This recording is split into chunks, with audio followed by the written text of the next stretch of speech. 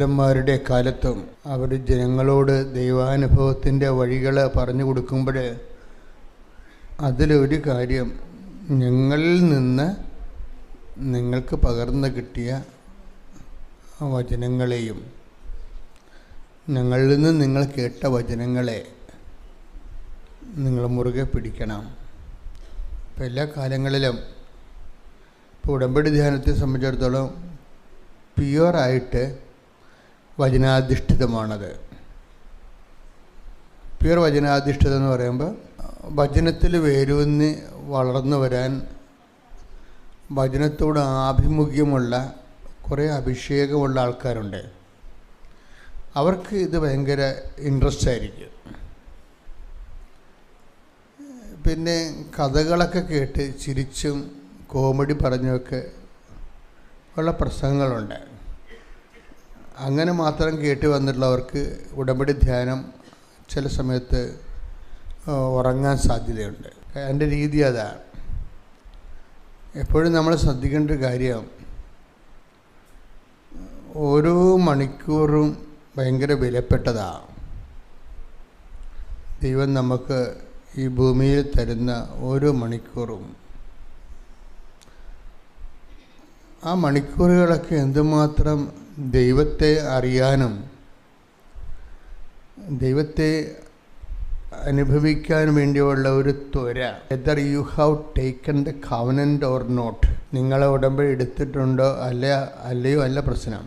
ഉടമ്പടി എടുത്താലും ഇല്ലെങ്കിലും ദൈവത്തെ അറിയണമെന്ന്, ദൈവത്തിനെ അറിഞ്ഞ് ദൈവത്തിൻ്റെ കൂടെ ജീവിതയാത്ര നടത്തണം എന്നൊക്കെ നമുക്ക് ഒരു മനസ്സിലൊരു സ്നേഹം തോന്നണം. ഇപ്പം നമ്മൾ ചിലരൊക്കെ ചെയ്യണത് ദൈവത്തിനെ ഭയങ്കര ഇഷ്ടമാണ്, പക്ഷെ ഒരു കോൺസ്റ്റൻ്റ് ആയിട്ടുള്ള തുടർച്ച ഉദ്ദേശിക്കണില്ല.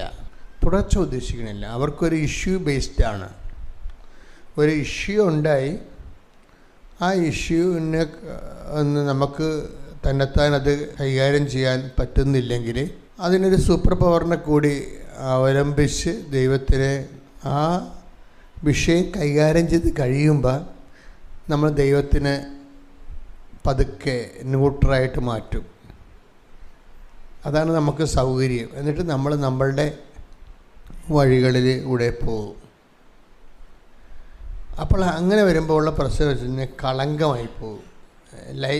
ദൈവമായിട്ടുള്ള റിലേഷൻസ് കളങ്കമാണ്. ഇപ്പം നിങ്ങളൊരു വിഷയമുണ്ടായി, ആ വിഷയത്തിന് നമ്മൾ എക്സ്ട്രാ എനർജി അതിൻ്റെ അകത്ത് ആവശ്യമുള്ളത് കൊണ്ട് നമ്മൾ ദൈവത്തിനെ പ്രത്യേക വിഷയമായിട്ട് ദൈവമായിട്ട് ഇടപെട്ട് ദൈവത്തിൻ്റെ പേരിൽ കുറച്ച് നാൾ ദൈവമായിട്ടങ്ങനെ ചില കാര്യങ്ങളൊക്കെ ചെയ്ത് ദൈവമായിട്ടൊരു ധാരണയിലെത്തി അങ്ങനെ ജീവിച്ചു പോകും.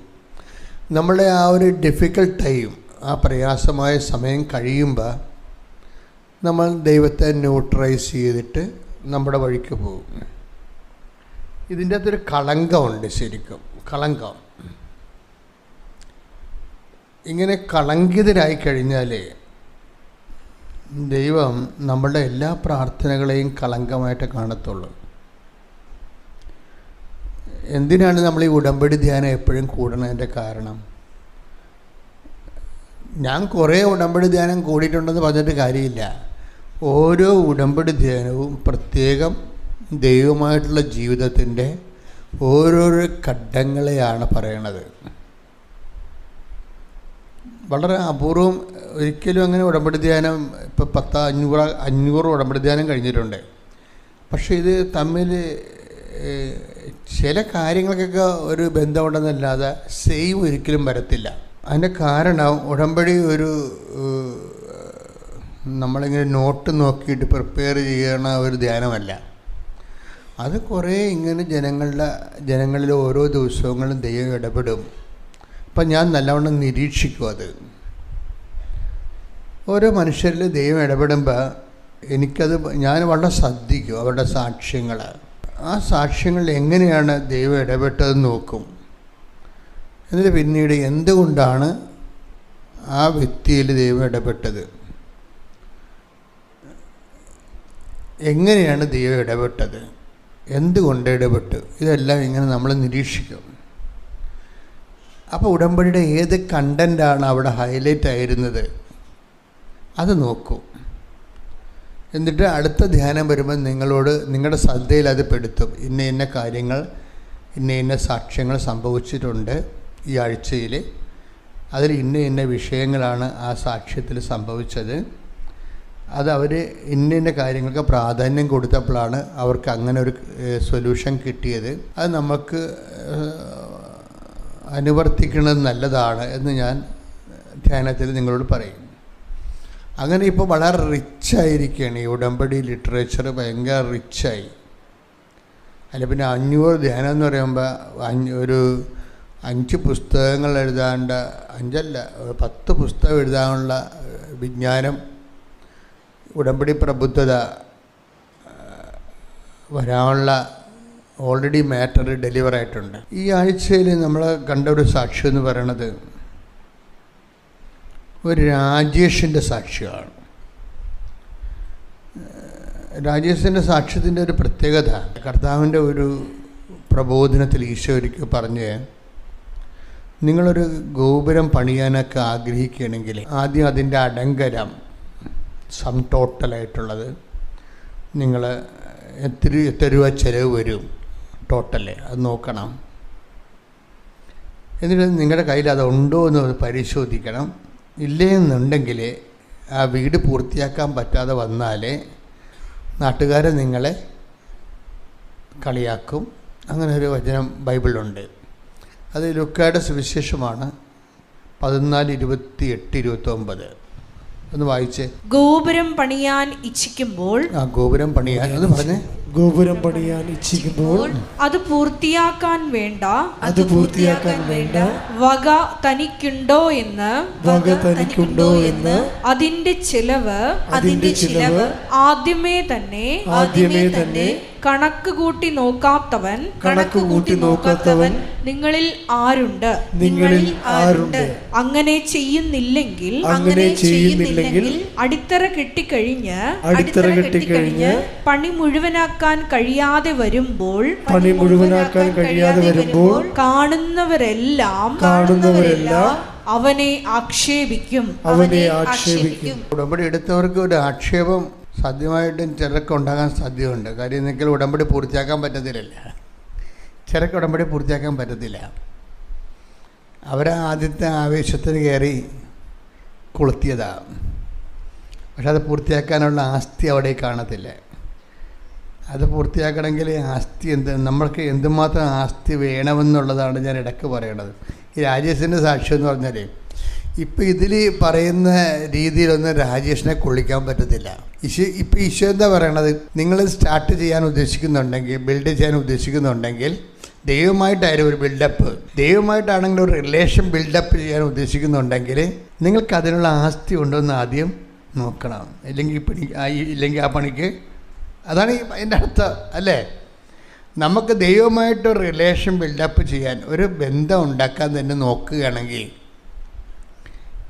അങ്ങനെ ഒരു ബന്ധം ഉണ്ടാക്കാനുള്ള ഇൻഫ്രാസ്ട്രക്ചർ, ഭൗതികമായ സാഹചര്യം നമുക്കുണ്ടോ, അല്ലെങ്കിൽ ആധ്യാത്മിക സാഹചര്യം നമുക്കുണ്ടോ എന്ന് നമ്മൾ തന്നെ ചിലർ ഇങ്ങനെ എടുത്താൽ പൂർത്തിയാക്കാൻ പറ്റുമോ, പത്രം കൊടുക്കാൻ പറ്റുമോ, എല്ലാപ്പോഴും ഇങ്ങനെ അനാഥാലയത്തിൽ പോയി ഭക്ഷണം കൊടുക്കാൻ പറ്റുമോ, ഇങ്ങനെ കുറേ പറ്റുമോ എന്നൊക്കെ ചോദിച്ച് നിങ്ങൾ തന്നെ കുറേ ദിവസം എന്നിട്ട് പറ്റും എന്നൊക്കെ പറഞ്ഞ് അവസാനം പറ്റിച്ചാണ് ഇവിടെ വന്നിരിക്കുന്നത് ഇല്ലേ? കുറേ കാര്യം അങ്ങോട്ടിട്ട് മനസ്സിലിട്ട് പേറ്റിയും ഒക്കെ എടുത്തിട്ട് അവസാനം ചെയ്യാം എന്നും പറഞ്ഞാണ് വന്നിരിക്കുന്നത് നിങ്ങൾ. അപ്പം അങ്ങനെ വരുമ്പോൾ തന്നെ നമ്മൾ ശ്രദ്ധിക്കേണ്ട ചില കാര്യങ്ങൾ വെച്ചാൽ, ഇപ്പോൾ ഈശോ പറയുന്ന അനുസരിച്ചാണെങ്കിൽ ആസ്തി ഇല്ലെങ്കിൽ ഇത് ചെയ്യരുതെന്നുള്ളതാണ് ഈശോയുടെ ഐഡിയ.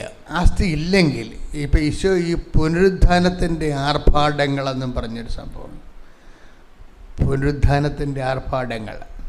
പുനരുത്ഥാനം എന്ന് പറയുമ്പോൾ ഈശോ പുനരുത്ഥാനം ചെയ്ത് കഴിയുമ്പോൾ പണ്ട് എഴുതി വച്ചിരുന്നതൊക്കെ പല അളവ് പാത്രങ്ങളും കൊള്ളാതെ വരും. ഇപ്പം നമുക്ക് ഈ വീടുകളിൽ റേഷൻ കടയിൽ പോയിട്ട്, ഞാൻ പണ്ട് റേഷൻ കടയിൽ പോയിട്ടുള്ള ആളാണ്, എത്രയോ വർഷം 5ാം ക്ലാസ് 10ാം ക്ലാസ് റേഷൻ കടയിൽ പോകും. ഈ റേഷൻ കടയിൽ പോയാൽ അമ്മച്ചിക്കൊരു പരിപാടിയുണ്ട്. അമ്മച്ചിക്കൊരു നാഴിയുണ്ട്. അന്നത്തെ നിക്കലിൻ്റെ തകരത്തിൻ്റെ ഒരു നാഴിയുണ്ട്.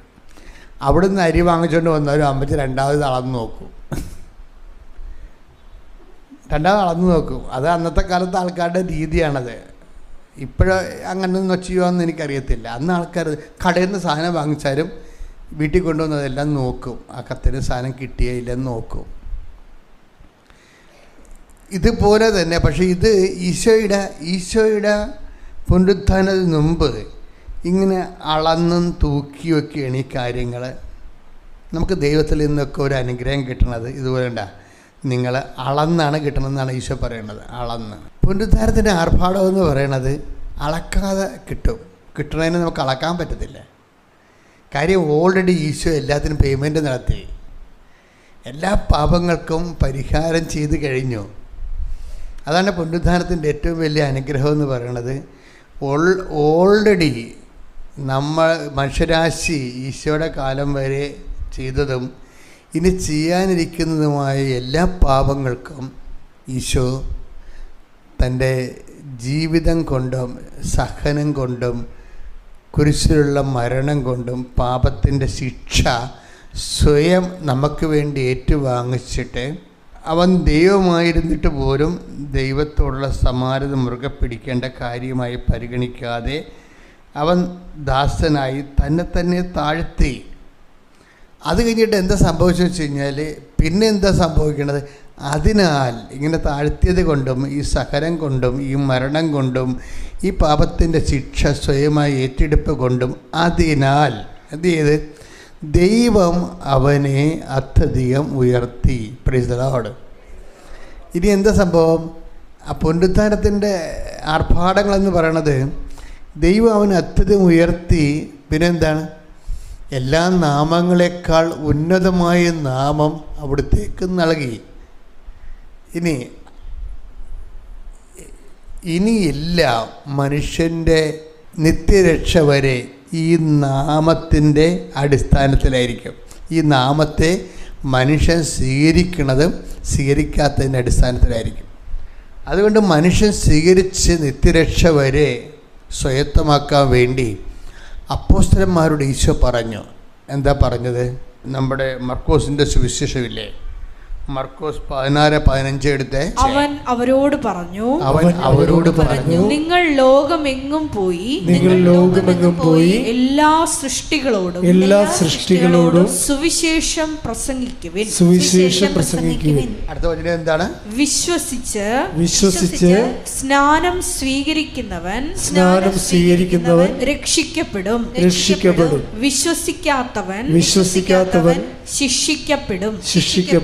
ഇവിടെ വരുന്നൊരു വിഷയം വെച്ചാൽ ഇനി ഈശോനെ സ്വീകരിക്കുന്നവർക്ക് ഭൗതിക അനുഗ്രഹങ്ങൾ മാത്രമല്ല ലഭിക്കുന്നത്, പിന്നെന്താണ്? നിത്യരക്ഷ വരെ മരിക്കാത്ത ഒരു മനുഷ്യൻ ദൈവത്തിൻ്റെ കൂടെ ജീവിക്കാനുള്ള കൃപാവര യുഗം ഈശോ അതിൻ്റെ ഒരു നമ്മുടെ അണക്കെട്ടിൻ്റെ ചീപ്പ് തുറക്കത്തില്ലേ, അപ്പോൾ വെള്ളച്ചാട്ടം ഉണ്ടാകണ പോലെ കൃപയുടെ വലിയ വെള്ളച്ചാട്ടം ഉണ്ടായിരിക്കുകയാണ്. അപ്പോൾ ഇത് ഇനി അളക്കത്തില്ല. വെള്ളച്ചാട്ടത്തിനൊക്കെ എന്ത് നാഴി വെച്ചാൽ അളക്കണത്? അളക്കത്തില്ല. പുനരുദ്ധാനത്തിൻ്റെ ആർഭാടമെന്ന് പറഞ്ഞ അളവില്ലാത്ത കൃപയാണ്. കൈയിടിച്ച് കർത്താവിനെ സ്തുതിക്കട്ടെ. ഹല്ലേലൂയ.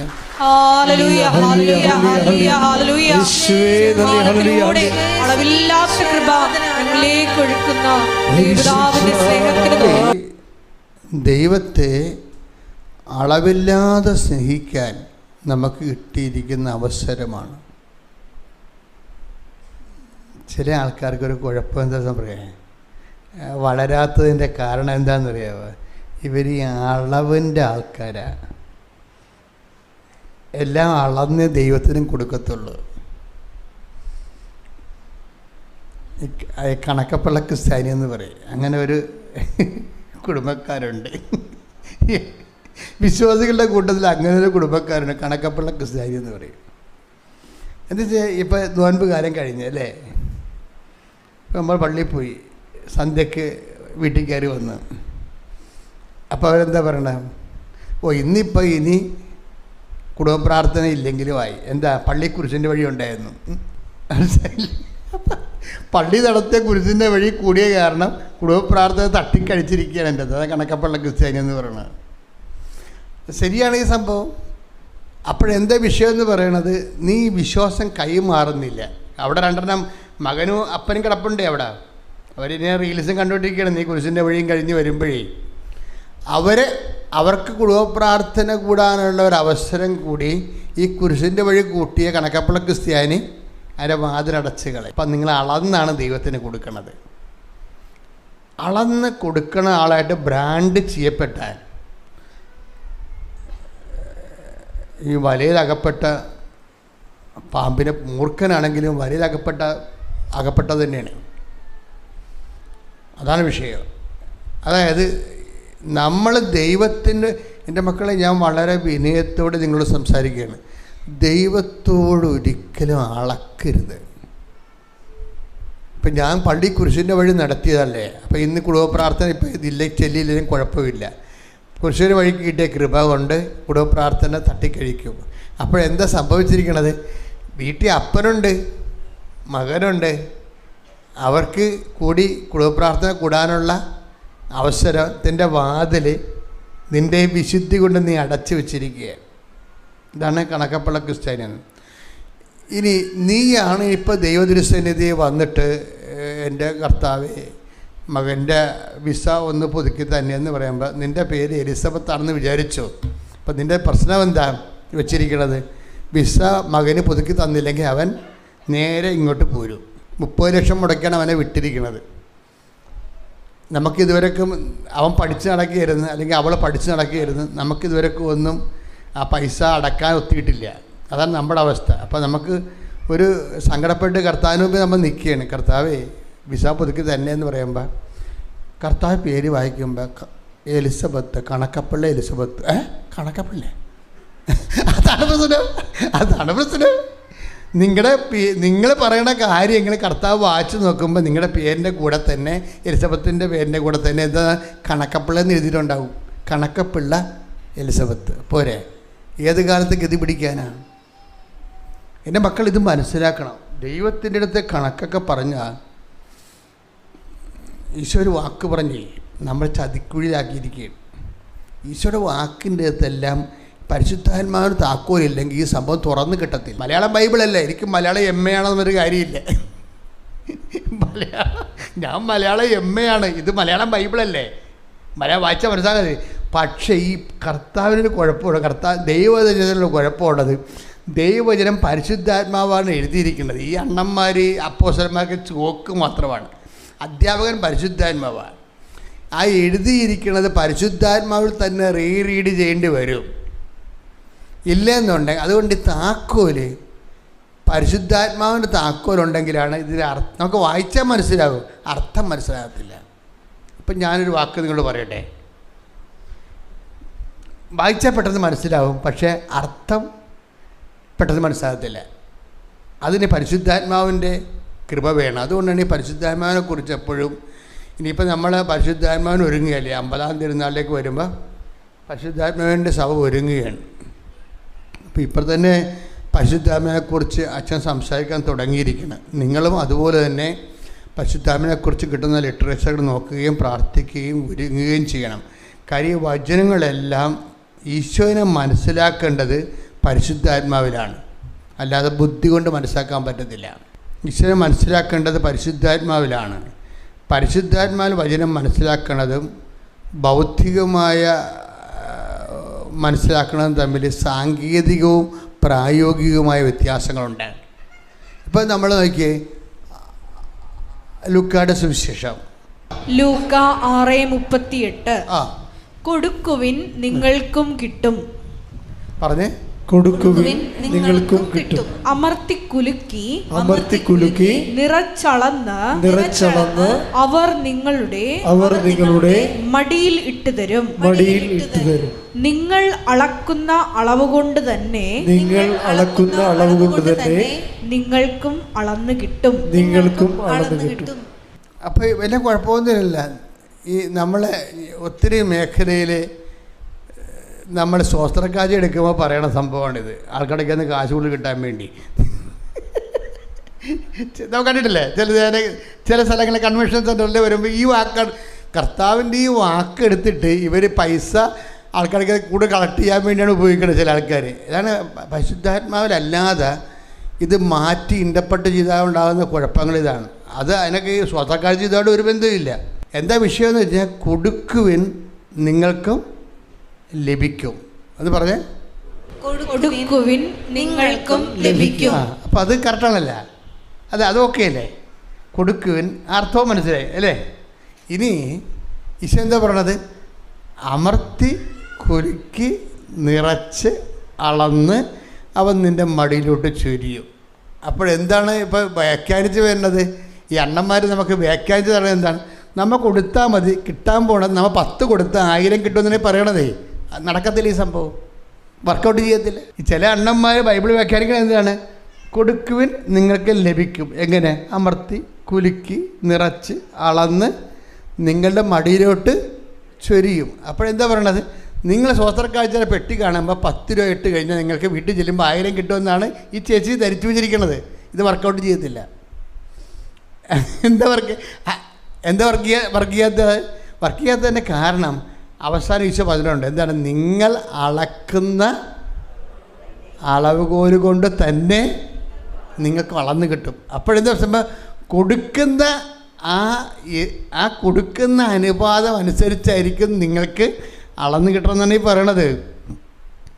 നിങ്ങൾക്ക് ധാരാളമായിട്ട് അളന്ന് കിട്ടണമെന്നുണ്ടെങ്കിൽ നിങ്ങൾ ധാരാളമായിട്ട് കൊടുക്കേണ്ടി വരുമെന്ന വിഷയം. അല്ല 10 രൂപ ഇട്ടിട്ട് 50 രൂപ അടിച്ചു മാറ്റാൻ കർത്താവ് ഷോടതിക്ക് വന്നതല്ല ഇവിടെ. മനസ്സിലായില്ലേ? നടക്കത്തില്ല. കൊടുക്കുവിൻ നിങ്ങൾക്ക് ലഭിക്കുമെന്ന് വെച്ച് കഴിഞ്ഞാൽ നമ്മളെ ഇതിനകത്ത് വരുന്നൊരു വിഷയം ഈ നിഷ്കളങ്കത വെച്ചാൽ നമ്മുടെ ഭാഗത്തുനിന്ന് എന്തെങ്കിലും ഒരു ചവിട്ടിപ്പിടുത്തം ഇല്ലാത്ത രീതിയിൽ കർത്താവുമായിട്ട് എല്ലാ ഡീലിങ്സും നിഷ്കളങ്കമായിരിക്കണം. ഉടമ്പടിയിൽ ഇങ്ങനെ പൊട്ടിത്തെറിച്ച് കത്താനുള്ള ഏറ്റവും വലിയ മാർഗം ഡീലിങ്സ് നിഷ്കളങ്കമാക്കിയാൽ മതി, കളങ്കരഹിതമാകണം.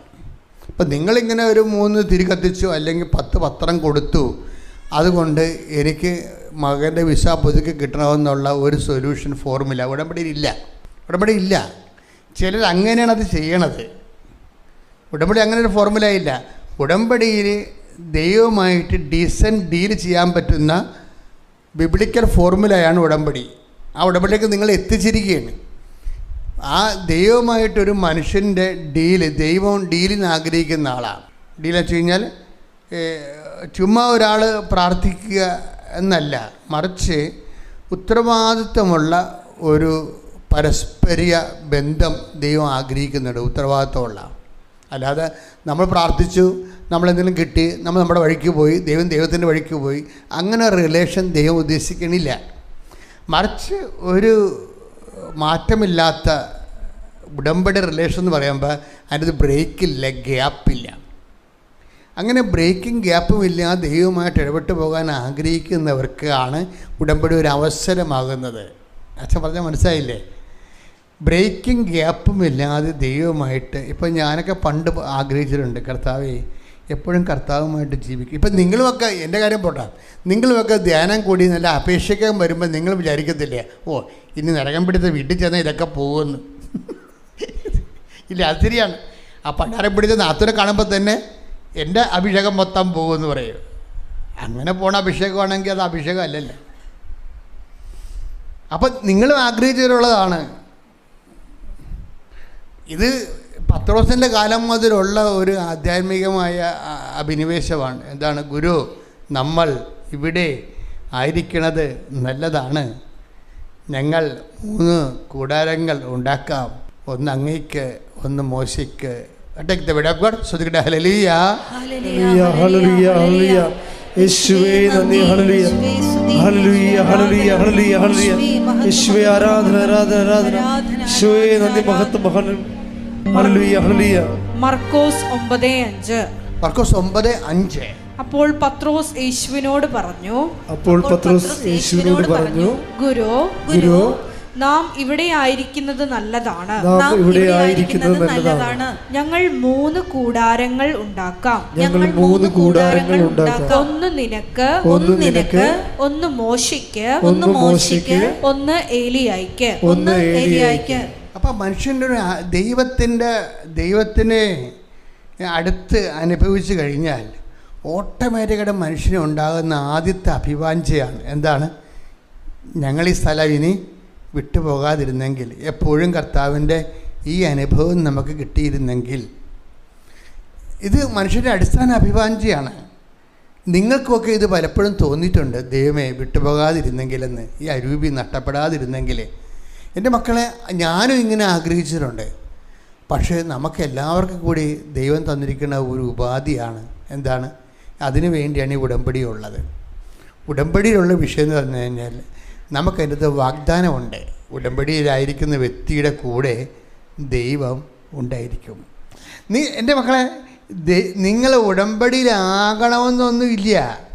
ആത്മാർത്ഥമായിട്ട് ഉടമ്പടി ചെയ്യണമെന്ന് വിചാരിച്ചാൽ മതി. അപ്പോൾ തന്നെ ദൈവം കൂടെ വരും. ഉടമ്പടിയുടെ ഒരു വിഷയം അതാ.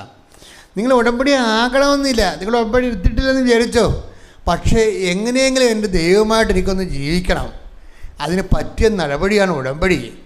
അതുകൊണ്ട് ദൈവമേ, ഈ ഉടമ്പടി എന്നെ എടുക്കാനും അത് നന്നായി നടത്താനും എന്നെ അനുഗ്രഹിക്കണമേ, എൻ്റെ പോരായ്മകളെല്ലാം പരിഹരിക്കണമേ, എനിക്ക് ചെയ്ത് പൂർത്തിയാക്കാൻ കഴിയണമേ എന്നൊക്കെ ഒന്ന് ആത്മാർത്ഥമായിട്ട് ആഗ്രഹിച്ചാൽ തന്നെ ദൈവം കൂടെ വരും. അതെന്താ കാര്യം എന്നറിയാമോ? ഈ രാജേഷിൻ്റെ സാക്ഷ്യം കേട്ടാക്കും മനസ്സിലാവും. രാജേഷ് വൈഫ് ഉടമ്പടി എടുത്തതാണ്. അപ്പോൾ അവരുടെ പ്രശ്നമെന്ന് പറയണത് അവർ 0- ഈ ആൾക്കാർ. പുള്ളി ഇവിടെ പറഞ്ഞതാ, അത്രയും കഴിച്ചാൽ അയാൾക്കൊന്നും ഏക്കത്തില്ലെന്നാണ് പറയണം. അപ്പോൾ അയാൾ ഒരു ദിവസം പറഞ്ഞ്, അപ്പോൾ കടമായി, കടപ്പടിയായി, വീട് വാടകയ്ക്ക് താമസിക്കുകയാണ്, 2 മക്കളും വെറുതെ തന്നെ, ജീവിതം തീർന്ന് ആരോഗ്യം പോയ കണ്ടീഷനായി. അപ്പോൾ അയാളുടെ ഭാര്യ വന്ന് ഉടമ്പെടുത്തപ്പോൾ ഒരു ദിവസം ഞങ്ങൾക്കൊരു വീഡിയോ ഇടി ഞാനും ഉടമ്പെടുക്കാൻ പറ്റുമെന്ന് പറഞ്ഞു. അപ്പം തന്നെ മകളും ഭാര്യയും കൂടി അയാളുടെ കഴുത്തേക്ക് കുത്തിപ്പിടിച്ച്. സ്നേഹത്തിലാണ്. എന്താ ഞാൻ ഉടമ്പെടുക്കരുത്, വെറുതെ ഉടമ്പടി എന്നെ വഴിക്ക് പോട്ടെ, വെറുതെ ഉടമ്പടി എടുത്ത് നശിക്കേണ്ട കാര്യം നടക്കത്തില്ല. അതുകൊണ്ടാണ് നടക്കത്തില്ല. അവരെടുക്കാൻ സമ്മതിച്ചില്ല പുള്ളിക്കാരന്. പക്ഷെ മനസ്സിൽ പറയുന്നുണ്ട്, എനിക്കിരുന്ന് രക്ഷപ്പെടണം, എനിക്കിതിരുന്ന് എൻ്റെ മക്കളും ഭാര്യയും എനിക്ക് നോക്കണം, എനിക്ക് രക്ഷപ്പെടണം, എൻ്റെ കടങ്ങളെ പരിഹരിക്കണം, സമാധാനമുള്ള വീട്ടിൽ ഞങ്ങൾക്ക് ജീവിക്കണമെന്ന് മനസ്സ്. പക്ഷേ രക്ഷയില്ല. എല്ലാ ദിവസവും കുടിയാ, വർഷങ്ങളായി കുടിയാ, തീർന്ന് കടവായി. അപ്പോൾ ഇയാൾ ഒരു ദിവസം ഈ ഭാര്യയുടെ കൂടെ വരും. അപ്പോൾ ഭാര്യയും മകളും ഞാനുണ്ട്, അച്ഛനോടം പിടിക്കരുത് കേട്ടാ, അച്ഛനോടം പിടിക്കരുത് കേട്ടാ. അങ്ങനെ ഇവിടെ വന്ന് ഇവരെ എടുപ്പിച്ചില്ല. ഈ കാര്യം എടുപ്പിച്ചാൽ പിന്നെ മാതാവിനെ പണി കിട്ടുമെന്നറിയാം. എടുപ്പിച്ചില്ല. ഇയാൾ ആ വട്ടക്കല്ല് അവിടെ കുത്തിയിരിക്കരുത്. കുറച്ച് ഞാൻ പുള്ളിയെ കാണാനില്ല. പുള്ളി പറഞ്ഞു, ഞാൻ അടുത്ത ബാറിൽ തിരക്കിപ്പോയി അവിടെ വെച്ച് കുടിച്ചെന്ന്. ഇവിടെ വന്നിട്ടേ മാതാവിൻ്റെ മുമ്പിൽ വന്നിട്ട് ഞങ്ങൾക്ക് പോലെ ഇപ്പോൾ ഇവിടെ ഈ കൃപാസനം വന്നിട്ട് 10-26 കൊല്ലമായി ഇവിടെ. ഇതുവരെയൊക്കെ ഇവിടെ ബാർ എവിടെയാണെന്ന് എനിക്കറിയാൻ പാടില്ല. ആ ചേട്ടനും പിടി കിട്ടി ഇവിടെ വന്ന, ആ ചേട്ടനും പിടി കിട്ടി. അപ്പോൾ ചേട്ടൻ ഇവിടെ വന്നേച്ചും തിരിച്ച് ബാറിൽ പോയി കുടിച്ച് തിരിച്ച് വന്ന് വെളിവില്ല വന്ന് ഭാര്യനെ, ആ ഭാര്യയും മക്കളും അനുഭവിക്കുന്ന സങ്കടമൊന്നും ചിന്തിച്ച് നോക്കിയേ. അവരുടെ മനസ്സിന് ഇപ്പോഴും പതർച്ചൊന്നുമില്ല. പക്ഷേ ഈ മനുഷ്യൻ കളങ്കിതനല്ല. അയാൾക്ക് നിവർത്തിയില്ലാഞ്ഞിട്ട് അയാളുടെ അഡിക്റ്റായിപ്പോയി. ചെയ്യണ തെറ്റാണെന്നറിയാം. പക്ഷേ എന്നാലും ഈ മനുഷ്യൻ സങ്കടമുണ്ട് ഇങ്ങനെ ചെയ്തതിൽ. എന്നിട്ട് ഭാര്യയും വിളിച്ചുകൊണ്ട് വീട്ടിൽ പോയി അന്ന് രാത്രി ഒരു സംഭവം നടക്കും. മാതാവ് നേരിട്ട് ഈ അടുത്ത് ചെല്ലും. എന്നിട്ട് 2 പ്രാവശ്യം ഇങ്ങനെ തോണ്ടിട്ട് പറഞ്ഞു, വന്ന് ഉടമ്പടി എടുത്തോളാൻ പറഞ്ഞു. അയാളുടെ കണ്ണ് നിറഞ്ഞു പോയി ശരിക്കും പറഞ്ഞാൽ. കാര്യം അയാളുടെ മാനസികാവസ്ഥ അറിയാവില്ല. ആത്മാർത്ഥമായിട്ട് ഇതിനെ ആഗ്രഹിച്ച ആളാണ്. പക്ഷെ പുള്ളിയുടെ ഒരു ഇത് ഈ കുടിക്കണ ഒരു നെർവസ് സിസ്റ്റം ആയതുകൊണ്ട് പുള്ളിക്ക് പറ്റണില്ല. അപ്പോൾ അമ്മ അതാ സത്യാവസ്ഥ. അപ്പം കളങ്കിതനല്ല ആൾ, കളങ്കമില്ല. നിവർത്തിയില്ലാതെ ഇങ്ങനെ അവസ്ഥ വന്നതാണ്. അപ്പോൾ അമ്മ അത് മനസ്സിലാക്കിയിട്ട് പോയി വിളിച്ചുകൊണ്ട് വന്ന് വീട്ടിൽ നിന്ന്. ആ പിറ്റേ ദിവസം അയാൾ വന്ന് ഒറ്റയ്ക്ക് വന്ന് ഉടമ്പടി എടുത്ത്. അയാൾ പറയാണ്, അമ്മ എന്നെ വിളിച്ചു, എന്നിട്ട് ഞാൻ അന്ന് വന്ന് ഉടമ്പടി എടുത്തു. ഞാൻ പിന്നെ 2 കൊല്ലമായിട്ട് ഇപ്പം അമ്മയുടെ കൂടെ മാത്രം ജീവിക്കുകയാണ്. ഇന്ന് വരെ ഞാൻ മദ്യപിച്ചിട്ടില്ല. ഹല്ലേലൂയ.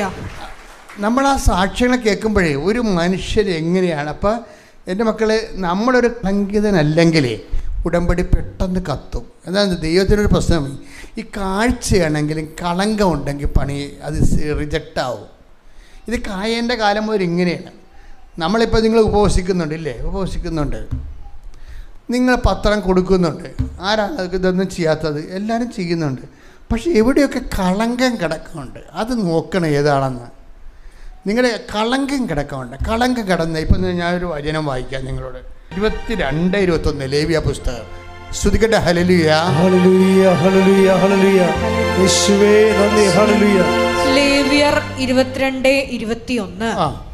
ആരെങ്കിലും കർത്താവിന് നേർച്ചയും സ്വാഭീഷ്ട കാഴ്ചയും സമാധാന ബലിയായി അർപ്പിക്കുമ്പോൾ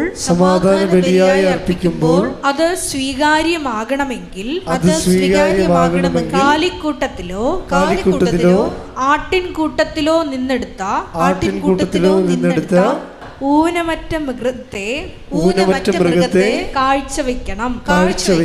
അതിന് ഒരു ന്യൂനതയും ഉണ്ടായിരിക്കരുത്. ഇത് ഒരു സ്റ്റാൻഡേർഡ് ഓഫ് റെഫറൻസാണ്. ഉടമ്പടിയുടെ സ്റ്റാൻഡേർഡ് ഓഫ് റെഫറൻസാണ്. നമ്മളെപ്പോഴും എൻ്റെ മക്കൾ എൻ്റെ പ്രാർത്ഥന കേൾക്കണില്ല, കർത്താവ് എൻ്റെ കാര്യങ്ങൾ താമസിപ്പിക്കുന്നുവെന്ന് അങ്ങോട്ട് എപ്പോഴും ദൈവത്തിനെ പ്രതിക്കൂട്ടിലാക്കുന്നതിന് പകരം നിങ്ങൾ ചെയ്തിരിക്കുന്ന കാര്യം ഊനമറ്റതാണെന്ന് നോക്കണം. അത് 22-21 വെച്ചാൽ നോക്കണത്. കളങ്കിതമാണോ എന്ന് നോക്കണം. കളങ്കിതമായ ഒരു കാര്യം ദൈവം സ്വീകരിക്കത്തില്ല. ഇപ്പോൾ വൈരാഗ്യം നിലനിൽക്കുന്നുണ്ടോ അത് നോക്കണം. നിങ്ങളുടെ ഉള്ളിൽ പക നിലനിൽക്കുന്നുണ്ടോ? അതുപോലെ തന്നെ നിങ്ങൾക്ക് കൊടുത്ത് വീട്ടാൻ ആസ്തി ഉണ്ടായിട്ടും നിങ്ങൾ കടം വാങ്ങിച്ചവർക്ക് കൊടുക്കാതെ നിങ്ങളെ വെച്ച് അനുഭവിക്കുന്നുണ്ടോ? ഇങ്ങനെ ഏതെല്ലാം മേഖലകളിൽ നിങ്ങളെ അരിച്ചു പെറുക്കി നോക്കുമ്പോഴും എൻ്റെ മക്കളുടെ ഉദ്ദേശം ദൈവസ്നേഹത്തിൽ വളരുകയെന്നായിരിക്കണം, അല്ല ഉടമ്പടി കാര്യം നിർവഹിക്കുകയെന്നായിരിക്കത്തില്ല. നിങ്ങളിപ്പോൾ ഊനമറ്റത് ആണെന്ന് വെച്ചാൽ അച്ഛൻ പറഞ്ഞാൽ നിങ്ങൾ വീട്ടിൽ പോയി നിങ്ങൾ ആത്മപരിശോധന നടത്തിയിട്ട് നിങ്ങൾ കറക്റ്റ് ചെയ്യും. പക്ഷേ കറക്റ്റ് ചെയ്യുമ്പോൾ നിങ്ങളുടെ മനസ്സിലെ ഇൻറ്റൻഷൻസ് ഉടമ്പടി വെച്ചിരിക്കുന്ന കാര്യങ്ങൾ നിർവഹിക്കുക എന്നുള്ളതായിരിക്കരുത്. മറിച്ച് എന്താണ്, എങ്ങനെയെങ്കിലും ദൈവവുമായിട്ട് ഈ 10 ദിവസം പറഞ്ഞ പോലെ നമ്മളിവിടെ ആയിരിക്കണം, നല്ലതാണ്. ഞങ്ങൾ 3 കൂടാരങ്ങൾ ഉണ്ടാക്കാൻ, 1 അങ്ങയ്ക്ക് 1 മോശയ്ക്ക്. ഈ അനുഭവവും ഈ അനുഗ്രഹം വിട്ടുപോകാൻ ഇടയാക്കരുത്. അതായിരിക്കണം നമ്മുടെ ദൈവത്തിനോടുള്ള ബന്ധം. ഇപ്പോൾ എല്ലാവരും ആഗ്രഹിക്കുന്നത് ഉടമ്പടി 90 ദിവസമല്ലേ, അത് കഴിയുമ്പോൾ എന്തെങ്കിലും പിഴച്ചു പോയാലും കുഴപ്പമൊന്നും ഇല്ലല്ല. അപ്പം എങ്ങനെയെങ്കിലും വിട്ടുപോരാനാണ് ആഗ്രഹിക്കുന്നത്. ആൾക്കാർക്ക് വരുന്നൊരു അബദ്ധം അതാണ്. പക്ഷേ സത്യസന്ധമായ റിലേഷൻ ആണെങ്കിൽ 10 ദിവസം പറഞ്ഞില്ലേ, ഞങ്ങളിവിടുന്ന് വിട്ടുപോകാതിരിക്കാൻ ഇടയാക്കണമെന്നാണ് പ്രാർത്ഥിക്കുന്നത്. അതാണ് വ്യത്യാസം. ആൾക്കാർ വിചാരിക്കണത് എന്താണ്, 90 ദിവസം കഴിഞ്ഞാൽ പിന്നെ 5:30 എഴുന്നേക്കേണ്ട കാര്യമില്ലല്ല, 6 എഴുന്നേറ്റാലും കുഴപ്പമില്ലല്ല. അങ്ങനെയാണ് ആൾക്കാർ ധരിക്കണത്. അപ്പോൾ എങ്ങനെയെങ്കിലും വിട്ടുപോരാൻ ഈ ഉടമ്പടി കാലം കഴിയുമ്പോൾ വിട്ടുപോരാനാണ് സാധാരണ ജഡികർ ആഗ്രഹിക്കുന്നത്. പക്ഷെ 10 ദിവസം എന്താണ് ആഗ്രഹിക്കുന്നത്, ഞങ്ങൾ ഇവിടെ ആയിരിക്കണത് നല്ലതാണ്, ഞങ്ങൾ 3 കൂടാരങ്ങൾ ഉണ്ടാക്കാം, 1 അങ്ങയ്ക്ക്, 1 മോശയ്ക്ക്, 1 ഏലിയയ്ക്ക്. അപ്പോൾ ദൈവത്തിനെ കുറിച്ചാണ് പറയണതെല്ലാം, തന്നെക്കുറിച്ചല്ല പറയണത്. അപ്പം അതുകൊണ്ട് തന്നെ ഒന്ന് പ്രാർത്ഥിച്ച മക്കളെ, കർത്താവായ ദൈവമേ ഉടമ്പടി ബന്ധത്തിന്റെ ഭാഗമായി ദൈവസ്നേഹത്തിൽ നിറഞ്ഞു കവിഞ്ഞ് അങ്ങയെ വിട്ടുപോരാതിരിക്കാനുള്ള ആത്മബന്ധത്തിന്റെ അഭിഷേകം ഞങ്ങൾക്ക് നൽകണമേ. ഞങ്ങളെ ദൈവസ്നേഹത്തിൽ വർദ്ധിപ്പിക്കണമേ. ശ്രുതികടെ ഹല്ലേലൂയ. ഈ വിഷയങ്ങളെല്ലാം ഊനമറ്റതെന്ന് വെച്ചതിൻ്റെ അർത്ഥം എന്താ? ചട്ടും കൊങ്കണ്ണും മുടന്തും ഇല്ലാത്തതിനാണ്. അപ്പം ഊനമറ്റ ആടെന്ന് വെച്ചാൽ അർത്ഥം എന്താ? ചട്ടില്ലാത്തത്, മുടന്തില്ലാത്തത്, കൊങ്കണ്ണില്ലാത്തതെന്നൊക്കെയാണ് അർത്ഥം. അതുപോലെ തന്നെയാണ് നിഷ്കളങ്കം. കർത്താവ് ഈ ഉടമ്പടിയിൽ വരുന്ന ഏറ്റവും വലിയ വിഷയം നിഷ്കളങ്കതയാണ്. എന്ന് വെച്ച് കഴിഞ്ഞാൽ ദൈവമായിട്ട് കണക്ക് പറഞ്ഞു, ഞാൻ 5 തിരി കത്തിച്ചു, എനിക്ക് വസ്തു വിറ്റില്ല എന്നൊക്കെ പറഞ്ഞ് കണക്കപ്പിള്ള ക്രിസ്ത്യാനിയില്ലേ, അത് കളങ്കിതയാണ്. ഈ 2026 അവളുടെ കാര്യം നടക്കത്തില്ല. എൻ്റെ കാര്യം അവൾ ക്രിസ്ത്യാനിയല്ല, കണക്കപ്പിള്ളയാണ്. കർത്താവുമായിട്ട് എല്ലാ ഡീലിങ്സിൻ്റെ അർത്ഥം നിഷ്കളങ്കത വേണം.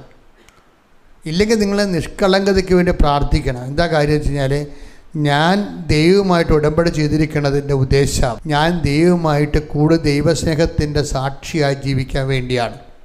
എന്ന് പറഞ്ഞേ, ഞാൻ ഒരു കൈ ഉയർത്തി പറഞ്ഞാൽ ദൈവമായി ഉടമ്പടി ചെയ്തിരിക്കുന്നതിന്റെ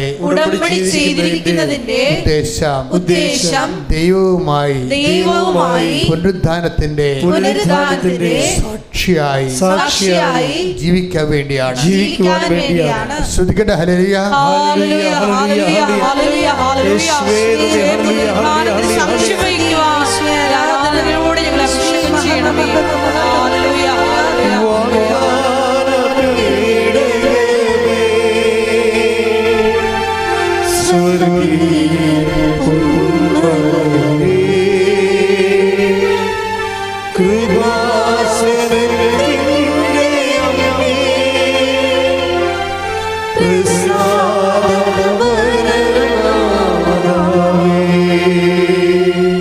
പരിശുദ്ധ പരമദിവ്യ കാരുണ്യത്തിന് ആരാധനയും സ്തുതിയും പുകഴ്ചയും ഉണ്ടായിരിക്കട്ടെ. ഈ രാജേഷിൻ്റെ വിഷയം എന്താണെന്നറിയാമോ?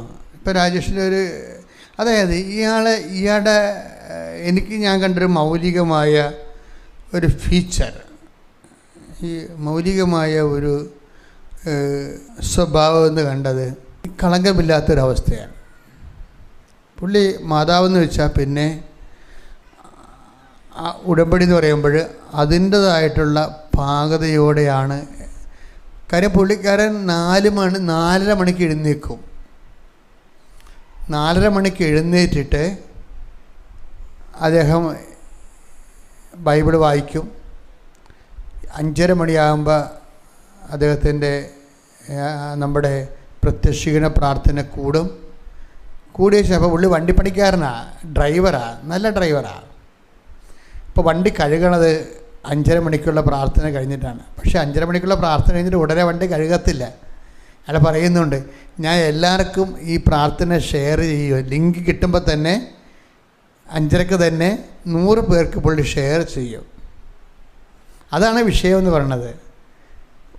ദൈവമേ എന്നും പറഞ്ഞ് അങ്ങനെ ജീവിക്കുകയാണ്. അതിൻ്റെ അകത്ത് കളങ്കമില്ല. 100 പേർക്ക് ഷെയർ ചെയ്തിട്ടാണ് ഈ വണ്ടി കഴുകാൻ പോണത്. ഇപ്പോൾ വണ്ടി ഇപ്പോൾ ഉള്ള കുഴപ്പമെന്ന് വെച്ച് കഴിഞ്ഞാൽ വണ്ടി പഴയതായി. അപ്പോൾ അമ്മയോട് പറഞ്ഞു, എനിക്ക് വണ്ടി വേണമെന്ന് പറഞ്ഞു. വണ്ടി ഇല്ലാതെ ഇനി ജീവിക്കാൻ പറ്റത്തില്ല. പക്ഷേ വണ്ടി എന്ന് പറയുന്നത് വണ്ടിക്ക് 27 ലക്ഷം രൂപ ചിലവാകും. ഐക്രോസ് എന്ന് പറഞ്ഞ വണ്ടിയുണ്ട്. ഇപ്പോൾ അതിൻ്റെ ഉയർന്ന വണ്ടിയാണ് വന്നിരിക്കുന്നത്, ഹൈബ്രിഡ് എന്ത് വണ്ടി, അതിന് 27 ലക്ഷം രൂപ ചിലവാകും. ഇപ്പോൾ ബാങ്ക് ചെല്ലുമ്പോൾ ഉണ്ട്, ഇയാളുടെ ആസ്തി ഭദ്രതയെല്ലാം പരിശോധിച്ചിട്ട് ബാങ്കുകാരൻ പറഞ്ഞ് ലോൺ തരത്തില്ലെന്ന് പറഞ്ഞു. അപ്പോൾ ഇങ്ങനെ ഉടമ്പടി 4 പുതുക്കിയപ്പോൾ 4ാമത്തെ പുതുക്കത്തിൽ അമ്മയോട് പറഞ്ഞ് ലോണ് വേണം. ലോൺ അത്ര കാര്യം ഇങ്ങനെയുള്ള ആൾക്കാർ ഒത്തിരി കിടന്ന് കാറിക്കോയി പറയേണ്ട കാര്യമില്ല. അതെപ്പോഴും നമ്മുടെ പ്രാർത്ഥനയ്ക്ക് ഉണ്ടാകുന്ന വിഷയം, പ്രാർത്ഥന വെയിറ്റ് ഉണ്ടാകരുത്. ഈ സ്പോഞ്ച് എടുത്തിട്ട്, സ്പോഞ്ച് എന്ന് പറഞ്ഞ സാധനം ഒരു വെയിറ്റ് ഇല്ലാത്തതല്ലേ. പക്ഷേ അത് വെള്ളത്തിൽ മുക്കി കഴിയുമ്പോൾ വെള്ളത്തിൻ്റെ വെയിറ്റ് ഉണ്ടാവും. പ്രാർത്ഥന ദൈവമായിട്ട് നല്ല ബന്ധമുള്ള ആൾക്കാരുടെ പ്രാർത്ഥനയ്ക്ക് വെയിറ്റ് കുറവായിരിക്കും. ഈ രാജേഷിൻ്റെ പ്രാർത്ഥനയ്ക്ക് വെയിറ്റ് കുറവാണ്. അതിനകത്ത് വേറെ ഒന്നും വെള്ളം കയറിയിട്ടൊന്നുമില്ല. കാര്യം അയാൾ കറക്റ്റായിട്ട് ഒന്നിനു വേണ്ടിയല്ലാതെ തന്നെ ദൈവത്തിന് വേണ്ടിയാണ് അയാൾ ഇതെല്ലാം ഉടമ്പടി ചെയ്യണത്. നമുക്കൊരു പ്രശ്നം വന്നിരിക്കുന്നത് ചിലർക്കെങ്കിലും അവർ ഓരോ വിഷയത്തിന് വേണ്ടിയാണ് ഉടമ്പടി ചെയ്തിരിക്കുന്നത്. അപ്പം അവരൊന്ന് റീതിങ്ക് ചെയ്യണത് നല്ലതാണ്. ഒന്നിനു വേണ്ടി നമ്മൾ ഉടമ്പടി ചെയ്യണത് എന്തിനാണ്? ദൈവത്തിന് വേണ്ടിയാണ്. ദൈവവുമായിട്ട് നമ്മൾ സാക്ഷിയായിട്ടും ദൈവത്തിൻ്റെ മഹത്വത്തിനും ദൈവത്തിൻ്റെ സ്നേഹത്തിൻ്റെ സാക്ഷിയായിട്ട് ജീവിക്കാൻ ഇപ്പം നിങ്ങളോട് ആരെങ്കിലും ചോദിക്കണേ എന്തിനാണ് ഉടമ്പടി ചെയ്തത്? അതേ മകൾക്ക് അപ്പം 14 വയസ്സായില്ലേ, അതാണ് ഉടമ്പടി ചെയ്യേണ്ട കാര്യം. അതാണ് പ്രശ്നം. അതാണ് ഇതിന് വെയിറ്റ് വെച്ചിരിക്കണത്. പൊങ്ങാത്തതിൻ്റെ കാര്യം ഇതാണ്. ഇപ്പം നിങ്ങൾ പള്ളി ചെല്ലുമ്പോൾ ചോദിക്കുമ്പോൾ ഇന്ന് ഇല്ലായിരുന്നല്ലേ, എവിടെ പോയിരുന്നു? കൃപാസനത്തിൽ പോയിരുന്നു. ഉടമ്പടി ചെയ്തല്ലേ. എന്തിനാണ് ഉടമ്പടി ചെയ്തേ? അതേ മകൾക്ക് 34 വയസ്സായില്ലേ, അപ്പം തീർന്നു. ഉടമ്പടിയുടെ കാര്യം പോയി. എന്താ അത് വെയിറ്റായി. നിങ്ങൾ ഉടമ്പടി ചെയ്യുമ്പോൾ അതിൻ്റെ അടിസ്ഥാനം എന്ന് പറയണത് ദൈവത്തിന് വേണ്ടി ജീവിക്കാനാണ് ഉടമ്പടി ചെയ്തതെന്ന് പറഞ്ഞ് ഞാൻ ഒരു കൈ ഉയർത്തി പറഞ്ഞു, ഞാൻ ഉടമ്പടി ചെയ്തത് ദൈവത്തിൻ്റെ സ്നേഹത്തിൻ്റെ വക്താവായി പ്രേക്ഷിതനായി ജീവിക്കാനാണ്. കർത്താവേ, എൻ്റെ ഉടമ്പടി ജീവിതത്തെ പരിശുദ്ധാത്മ നൽകി പരിപോഷിപ്പിക്കണമേ. എൻ്റെ മക്കളെ, പരിശുദ്ധാത്മാവ് ഇപ്പോഴും നമുക്ക് നൽകുന്ന ഒരു നിർദ്ദേശം, നിങ്ങളൊരു തീരുമാനം എടുക്കണം. എന്താ എടുക്കണത്?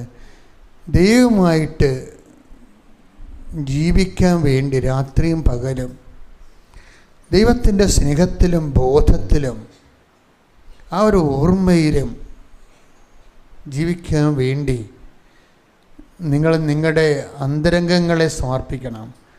അച്ഛനോട് ചേർന്ന് പ്രാർത്ഥിക്കുക. കർത്താവേ, അങ്ങയോട് കൂടെ ജീവിക്കുവാൻ അങ്ങയുടെ ഓർമ്മയിൽ ജീവിക്കുവാൻ എൻ്റെ അന്തരംഗത്തെ എൻ്റെ ബോധതലത്തെ ഞാൻ സമർപ്പിക്കുന്നു. കർത്താവേ, അങ്ങയുടെ വിശുദ്ധ രക്തത്താൽ ബോധതലങ്ങളെ അഭിഷേകം ചെയ്യണം. ഞാൻ നവീകരിക്കട്ടെ. ഞാൻ അങ്ങയുടെ നിഷ്കളങ്കമായ ദൈവ പൈതലായി രൂപാന്തരപ്പെടട്ടെ. ഞാൻ അങ്ങയുടെ നിഷ്കളങ്കമായ ദൈവ പൈതലായി രൂപാന്തരപ്പെടട്ടെ. രൂപാന്തരപ്പെടുത്തണമേ. സ്തുതികടെ ആരാധനയും സ്തുതിയും പുകഴ്ചയും ഉണ്ടാകട്ടെ. ഞാൻ എപ്പോഴും എന്നിലൂടെ ഇപ്പോഴും ഈശോ ചെയ്തുകൊണ്ടിരിക്കുന്നത്, ഞാൻ കരുതുന്നത് നിങ്ങളുടെ level of love of God ഉയർത്തിയെടുക്കുന്നതിന് വേണ്ടിയുള്ള നടപടിക്രമങ്ങളാണ്. നിങ്ങളുടെ ദൈവസംഘത്തിൻ്റെ നിലവാരങ്ങൾ നിങ്ങളുടെ നിഷ്കളങ്കമായ പ്രവർത്തനങ്ങളിലൂടെ ഉയരുമെന്നാണ് ഈ രാജ്യത്തിൻ്റെ സാക്ഷ്യം നമ്മൾ പറയണത്. നിങ്ങളുടെ നിഷ്കളങ്കമായ കമ്മിറ്റ്മെൻറ്റിലൂടെ നിങ്ങളുടെ ദൈവസംഘത്തിൻ്റെ നിലവാരങ്ങൾ കൂടും. അങ്ങനെ കൂടിയാലുള്ള ഗുണം എന്താ? ഇപ്പോൾ ഈ രാജേഷിൻ്റെ കാര്യം തന്നെ എടുക്കുക. അയാൾ ചെയ്തുകൊണ്ടിരിക്കുന്നത്, അയാൾ തമിഴ്നാട്ടിലാണ് വണ്ടി ഓടിച്ചു പോണത്. അപ്പോൾ തമിഴ്നാട്ടിൽ ട്രാവലേഴ്സിനെയും കൊണ്ട് പോകുമ്പോൾ അദ്ദേഹം ചെയ്യണം എന്താണെന്ന് വെച്ച് കഴിഞ്ഞാൽ, ഇവിടുന്ന് അവിടം വരെ കേൾക്കണത് എന്താണ്? സാക്ഷ്യങ്ങളാണ് കേൾക്കണത്. അതാണ് ഒരു വിഷയം. ഉടനെ എടുത്ത് 2 സിനിമാ പാട്ടെടുത്ത് ഇടത്തില്ല. ഇതൊരു ജീവിതശൈലിയാണ്. ഉടമ്പടി എന്ന് പറഞ്ഞൊരു ജീവിതശൈലിയാണ്. നമ്മൾ ചിലപ്പോൾ പ്രാർത്ഥനയ്ക്ക് ഇടുമായിരിക്കും, തുടങ്ങുമ്പോൾ ഇടും, പിന്നെ സിനിമാ പാട്ടെടുത്തിടും. ജഡികരുടെ ഒരു പ്രശ്നം അതാ. നമ്മൾ ജഡികരാണ് ആത്മീയരാണെന്ന് അറിയണമെന്നുണ്ടെങ്കിൽ ആത്മീയ കാര്യങ്ങൾ കേൾക്കുമ്പോൾ നമുക്ക് ഓക്കാനം വരും. അപ്പോൾ നമുക്കറിയാം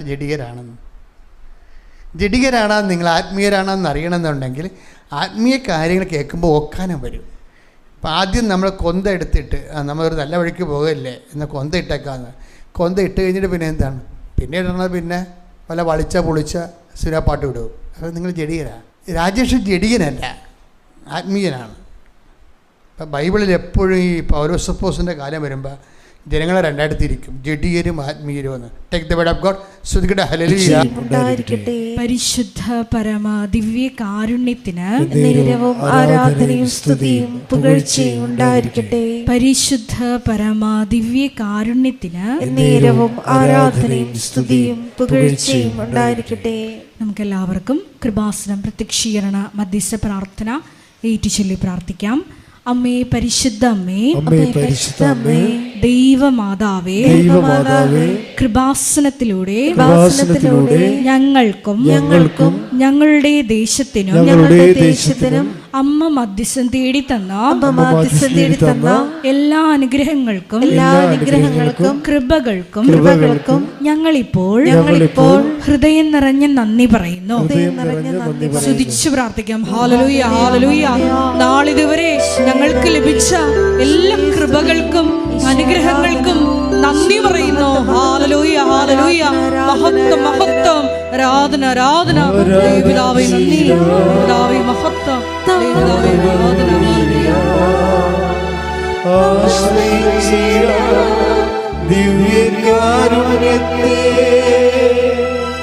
ആരാധന.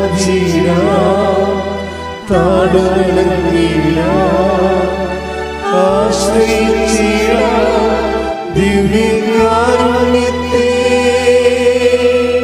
പരിശുദ്ധ പരമ ദിവ്യ കാരുണ്യത്തിന് ആരാധനയും സ്തുതിയും പുകഴ്ചയും ഉണ്ടായിരിക്കട്ടെ. പരിശുദ്ധ പരമ ദിവ്യ കാരുണ്യത്തിന് ആരാധനയും സ്തുതിയും പുകഴ്ചയും ഉണ്ടായിരിക്കട്ടെ. പരിശുദ്ധ പരമ ദിവ്യ കാരുണ്യത്തിന് ആരാധനയും സ്തുതിയും പുകഴ്ചയും ഉണ്ടായിരിക്കട്ടെ. അമ്മേ പരിശുദ്ധ അമ്മേ, പരിശുദ്ധ അമ്മേ, ദൈവമാതാവേ, 2004 ഡിസംബർ 7-ാം തീയതി ഉച്ച കഴിഞ്ഞ് 2:30 കൃപാസനത്തിൽ സംഭവിച്ച അമ്മയുടെ പ്രത്യക്ഷപ്പെടലിനെ കുറിച്ച് തിരുസഭയ്ക്ക് സമർപ്പിച്ചിരിക്കുന്ന പഠനരേഖകളുടെ മേൽ വസ്തുനിഷ്ഠവും ദൈവശാസ്ത്ര വിധി പ്രകാരമുള്ളതുമായ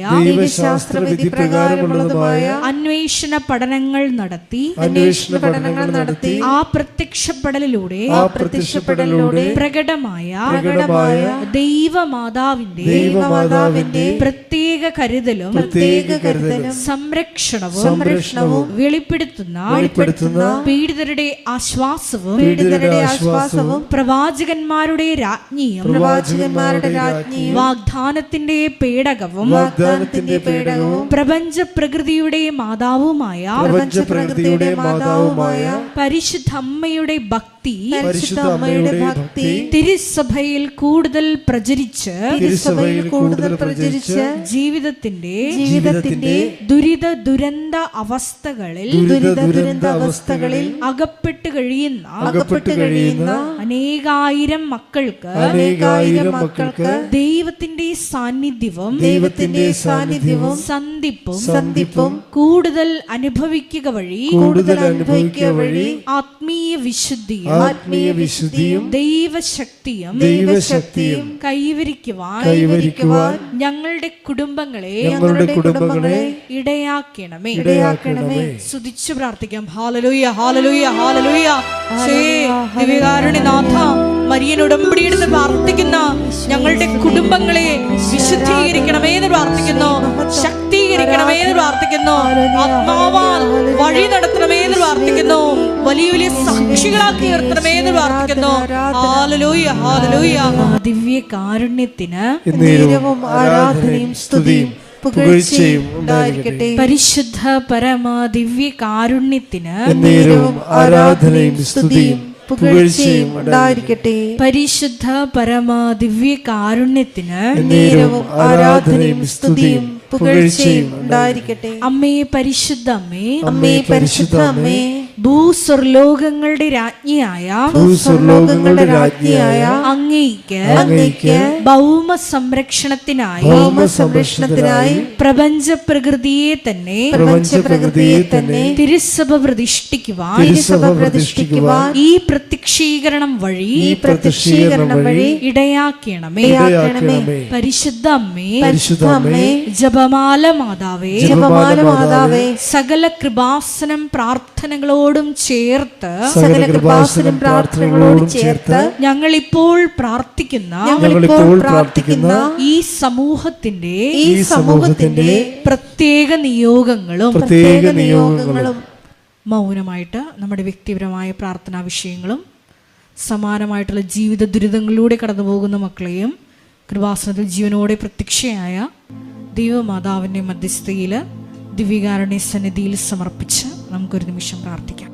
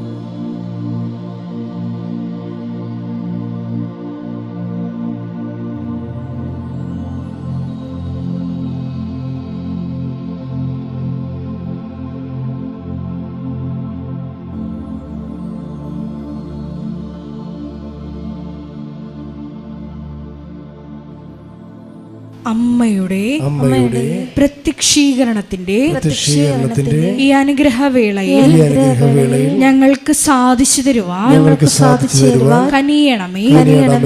ആമേൻ. സ്തുതിച്ചു പ്രാർത്ഥിക്കാം. ഹല്ലേലൂയ, ഹല്ലേലൂയ, ഹല്ലേലൂയ, ഹല്ലേലൂയ.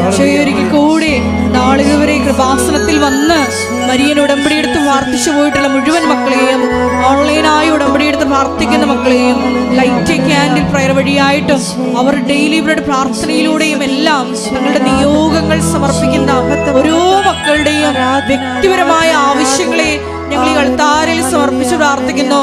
ഏറെ പ്രത്യേകമായിട്ട് ജീവിത ദുരിതങ്ങളിലൂടെ കടന്നു പോകുന്ന മക്കളുടെ പ്രത്യേകമായ നിയോഗങ്ങളെ ഈ അൾത്താരയിൽ സമർപ്പിച്ച് പ്രാർത്ഥിക്കുന്നു. ഗുരുതരമായിട്ടുള്ള രോഗാവസ്ഥകളിലൂടെ കടന്നു പോകുന്ന മക്കളെ ഈ അൾത്താരയിൽ സമർപ്പിച്ച് പ്രാർത്ഥിക്കുന്നു. കടഭാരത്താൽ വലയുന്നവരെയും, ജോലിയില്ലാതെ വിഷമിക്കുന്നവരെയും, വിവാഹബന്ധം പിരിഞ്ഞു നിൽക്കുന്നവരെയും, മക്കളില്ലാതെ വിഷമിക്കുന്ന ദമ്പതികളെയും, കുഞ്ഞുങ്ങൾ മക്കളെയും പ്രത്യേകമായിട്ട് സമർപ്പിച്ച് പ്രാർത്ഥിക്കുന്നു. ഈശോയുടെ ശക്തി എല്ലാ മേഖലകളിലും ഈ ആരാധനയുടെ യോഗ്യതയാൽ പ്രകടമാക്കണമേ എന്ന് പ്രാർത്ഥിക്കുന്നു. കൃപാസനത്തിൽ നടന്ന പരിശുദ്ധ അമ്മയുടെ പ്രത്യക്ഷീകരണ സ്ഥിരീകരണത്തിനായി മക്കളുടെ നിയോഗങ്ങളെ ഏറ്റെടുക്കണമേ എന്ന് പ്രാർത്ഥിക്കുന്നു. ഹല്ലേലൂയ, ഹല്ലേലൂയ, ഹല്ലേലൂയ. മഹത്വം, മഹത്വം, ആരാധന, ആരാധന. ഹല്ലേലൂയ, ഹല്ലേലൂയ, ഹല്ലേലൂയ. നമുക്ക് എല്ലാവർക്കും എഴുന്നേറ്റ് നിന്നുകൊണ്ട് കരങ്ങളടിച്ചുകൊണ്ട് ദൈവസ്നേഹത്തോടെ സന്തോഷത്തോടെ ദൈവത്തെ മഹത്വപ്പെടുത്തി ഗായക സംഘത്തോട് ചേർന്നുകൊണ്ട് പാടി പ്രാർത്ഥിക്കാം. കർത്താവ് അനുഗ്രഹിക്കുന്ന ഒരു സമയമാണ്.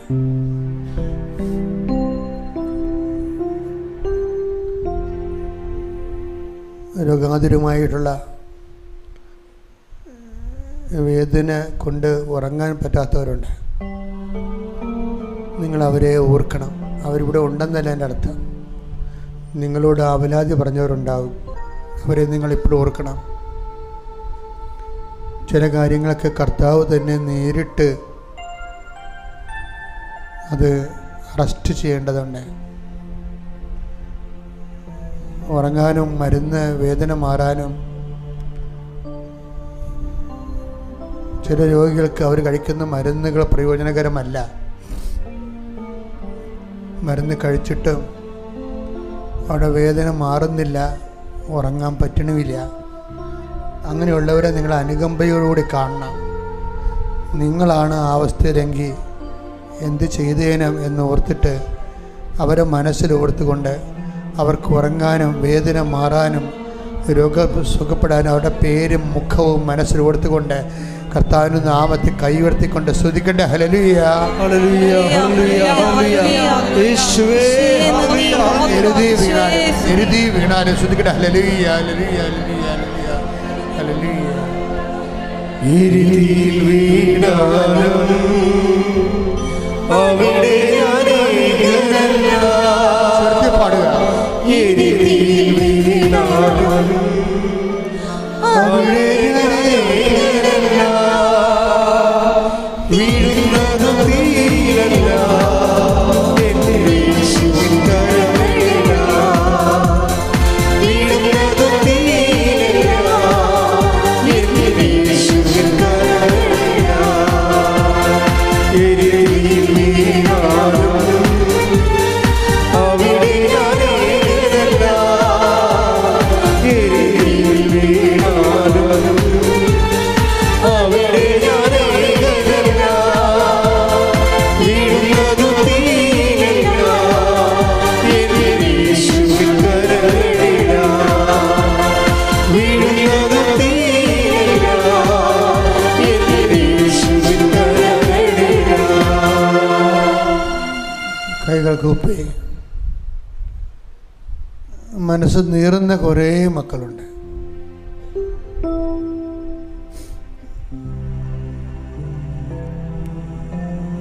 ജപ്തി നടപടിയെ നേരിടുന്നവരുണ്ട്. എൻ്റെ മക്കളെ, എല്ലാ വിഷയങ്ങൾക്കും ദൈവതിരുസന്നിധിയിൽ മറുപടിയുണ്ട്.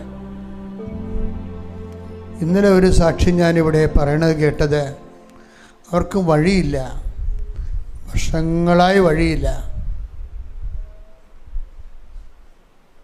അപ്പോൾ ഉടമ്പടി എടുത്തതിന് ശേഷം അവർ ഒരു ആളെ കണ്ടുമുട്ടി, അവിടെ അയൽവാസിയെ. അവരുടനെ ഇങ്ങോട്ട് ചോദിക്കുകയാണ്, നിങ്ങൾക്ക് വഴി ആയില്ലല്ലേ, നാളെ വഴി ഉണ്ടാക്കാമെന്നും പറഞ്ഞ് അയാളൊരു മതിൽ പൊളിച്ചു കൊടുത്ത്. എന്നൊക്കെ ഇത്തിരി സ്പീഡാണ് ഈ വിഷയങ്ങളെല്ലാം. നമ്മുടെ രാജേഷിൻ്റെ കാര്യം തന്നെ ഓർത്ത രസമാണ്. രാജേഷ് ഒരിക്കൽ വൈഫിനെ വിളിച്ചു, എടി മുഹമ്മയിലൊരു വീടുണ്ടാകും, കർത്താവ് എന്നെ രാത്രി കാണിച്ചതാണ്, അത് തുറന്ന് നോക്കുമ്പോൾ അതൊരു മാതാവുണ്ട്, അത് നമുക്ക് വാടകയ്ക്ക് വേണ്ടി നീ മേടിക്കണമെന്ന്. അപ്പോൾ രാജേഷിൻ്റെ വൈഫ് പറഞ്ഞ്, അങ്ങനെ വെച്ച് പൂജിക്കുന്ന രൂപങ്ങളും കൊണ്ട് ആരെങ്കിലും ഇട്ടിട്ട് പോവുക, എനിക്ക് തോന്നുന്നില്ല അങ്ങനെ മാതാവിനെ വണങ്ങിക്കൊണ്ടിരുന്നവർ അതവിടെ വെച്ചിട്ട് പോകുമെന്ന്. അപ്പോൾ രാജേഷ് പറയും, നീ ചെന്ന് നോക്ക്, അമ്മ എന്നെ കാണിച്ചതാണ്, ഞാൻ ഇരിക്കുന്ന വീട് നിനക്ക് തരാമെന്ന്. അപ്പോൾ ആ ഒരു മുതലാളി ഈ സ്ത്രീയെ കൊണ്ടുപോയി ഒരു ഒഴിഞ്ഞ വീട് കാണിച്ചു കൊടുക്കും, ഇത് വാടകയ്ക്ക് തരാം എന്ന് പറയും. അപ്പോൾ അത് തുറന്ന് നോക്കുകയും തിരുഹൃദയത്തിൻ്റെ നമ്മുടെ മാതാവിൻ്റെയും ഈശോയുടെയും ഉണ്ണീശോയുടെയും ഔസേപ്പിതാവിൻ്റെയും രൂപം അതിൻ്റെ തിരിക്കാറുണ്ട്, ഈ പറഞ്ഞ പോലെ തന്നെ. ചില കാര്യങ്ങൾ നിങ്ങളെ കുറച്ചുകൂടി നിഷ്കളങ്കമായി ദൈവത്തോട് ഒരു റിലേഷൻ സ്ഥാപിക്കണം. കാര്യം ദൈവം ചെറിയ കാര്യങ്ങളും വലിയ കാര്യങ്ങളും ഒന്നുമില്ല, എല്ലാ കാര്യങ്ങളും ദൈവത്തിന് മറുപടികളുണ്ട്. പ്രാർത്ഥിക്കുക, കർത്താവേ, ജപ്തി നടപടി നേരിടുന്നവരെ ഞങ്ങൾ ഇപ്പോൾ സമർപ്പിക്കുന്നു.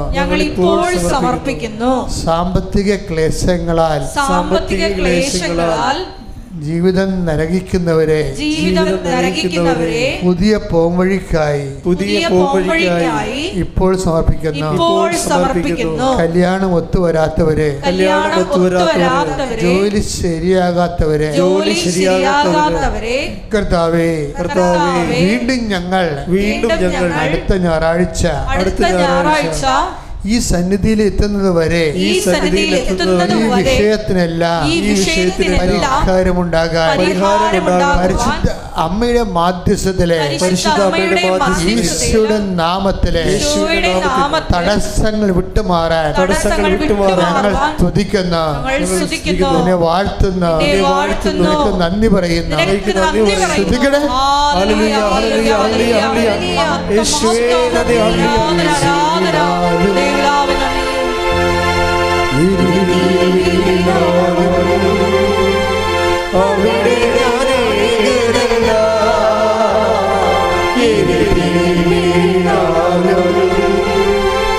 അവിടെ അനേകരല്ല, വീഴുന്നതും തീരില്ല, എന്റെ യേശുവിൻ കരങ്ങളിലാ. വീഴുന്നതും തീരില്ല, എന്റെ യേശുവിൻ കരങ്ങളിലാ. മക്കളെ, ജീവിതമാർഗമില്ലാത്തവരെ, ജീവിതമാർഗം മുട്ടിപ്പോയവരെ പുതിയ വരുമാന മാർഗം ഉണ്ടാകുന്നതിന് വേണ്ടി പരീക്ഷ എഴുതിക്കഴിഞ്ഞ മക്കൾ, ഇൻ്റർവ്യൂ കഴിഞ്ഞ മക്കൾ, വിസ ഇൻ്റർവ്യൂ കഴിഞ്ഞ മക്കൾ, ജീവിക്കാനും പറ്റുന്ന ഉതകുന്ന ഒരു ജോലിക്ക് വേണ്ടി, ഉപരിപഠനത്തിന് വേണ്ടിയും അവരുദ്ദേശിക്കുന്ന ലക്ഷ്യങ്ങൾ എത്തിച്ചേരുന്നതിന് വേണ്ടി, ആവശ്യമായ സ്കോർ ലഭിക്കുന്നതിന് വേണ്ടി കൈയുയർത്തിക്കൊണ്ട് സ്തുതിക്കട്ടെ. ഹല്ലേലൂയ, ഹല്ലേലൂയ, ഹല്ലേലൂയ, ഹല്ലേലൂയ, ഹല്ലേലൂയ. മഹത്വം, മഹത്വം, ആരാധന, ആരാധന, മഹത്വം, മഹത്വം. പിതാവേ നന്ദി, പിതാവേ മഹത്വം.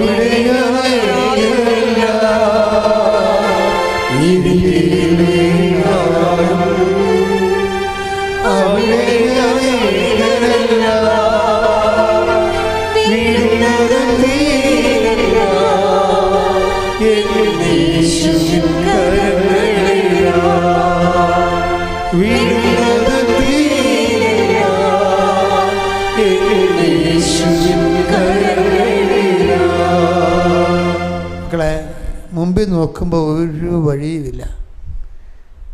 എല്ലാ വഴിയും അടഞ്ഞിരിക്കുന്നു, എല്ലാ വാതിലും അടഞ്ഞിരിക്കുന്നു. ആരോടും ചോദിക്കാനും പറയാനുമില്ല.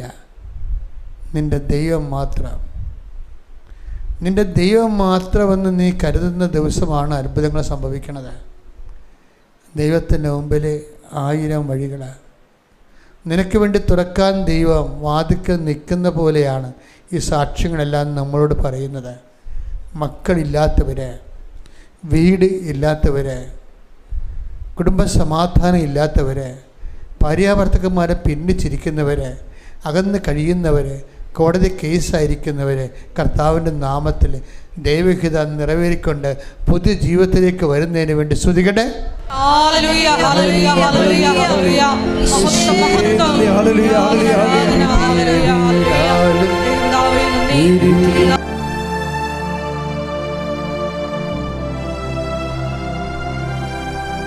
ശിരസ് നമിച്ച് ദിവികാരുടെ നാഥന്റെ ആശീർവാദം സ്വീകരിക്കണം.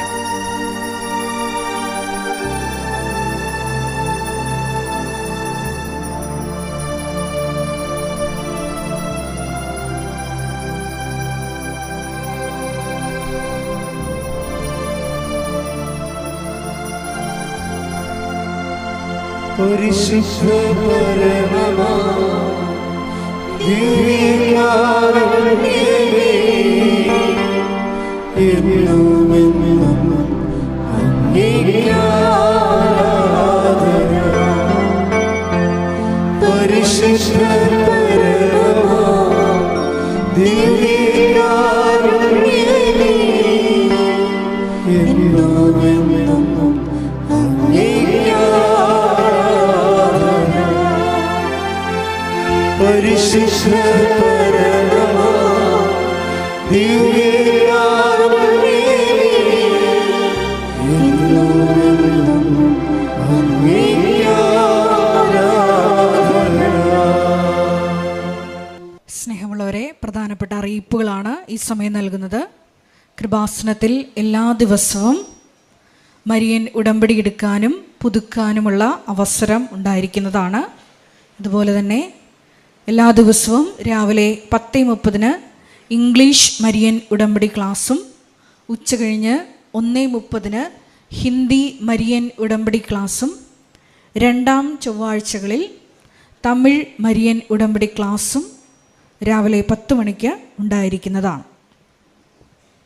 കൃപാസനത്തിൽ സമർപ്പണ ജീവിതം നയിക്കാൻ ആഗ്രഹിക്കുന്ന യുവതികൾ, +2 ഡിഗ്രി പാസ്സായ കുട്ടികൾ 82 81 29 75 11 എന്ന വാട്സപ്പ് നമ്പറിൽ ബന്ധപ്പെടുക. അതുമല്ലെങ്കിൽ apparitionmissionaries@gmail.com എന്ന ഇമെയിൽ അഡ്രസ്സിൽ കോൺടാക്റ്റ് ചെയ്യുക. കൃപാസനം പത്രം 23 ഭാഷകളിൽ ലഭ്യമാണ്. നിങ്ങൾ ആയിരിക്കുന്ന ഇടങ്ങളിൽ ഏത് ഭാഷ കൊടുത്താൽ ദൈവജനത്തിന് ഏറ്റവും പ്രയോജനകരമാകും എന്നുള്ള ഭാഷകളാണ് ഉടമ്പടി എടുക്കുന്ന കൊണ്ട് പോകേണ്ടത് എന്നുള്ള കാര്യം സ്നേഹപൂർവ്വം ഓർമ്മപ്പെടുത്തുന്നു.